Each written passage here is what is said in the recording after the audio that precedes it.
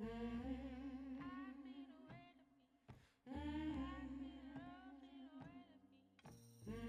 the spring of 1959 in the segregated South, a young college student named Betty Jean Owens was just trying to live her life like any other night in the inn.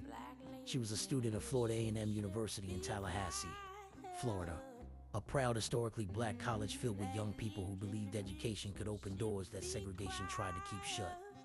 One night in May, after studying and spending time with friends, Betty Jean accepted a ride. What happened next would shake the campus and the entire state. She was kidnapped at gunpoint by 4 white men and brutally assaulted. In 1959 Florida, during the height of Jim Crow, the unspoken rule was clear. Black victims rarely saw justice, especially when the accused were white. But this time, something different happened. When she was found and brought back to campus, students at Florida A&M didn't stay silent. They organized, they protested, they demanded action. They filled the courthouse, they wrote letters, and they made sure the world was watching. Inside that courtroom, Betty Jean did something incredibly brave. She testified, calm, clear, determined.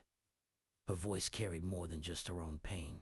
It carried generations of unheard voices. And then came the verdict. All 4 attackers were convicted and sentenced to life in prison.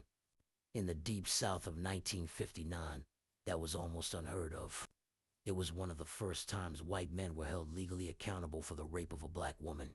Betty Jean Owens didn't set out to be a symbol. She was a young woman whose life was forever changed by violence.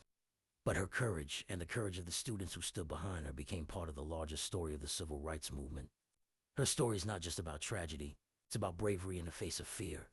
It's about a community refusing to accept injustice as normal. And it's about a moment when the system, pushed by determined voices, was forced to listen.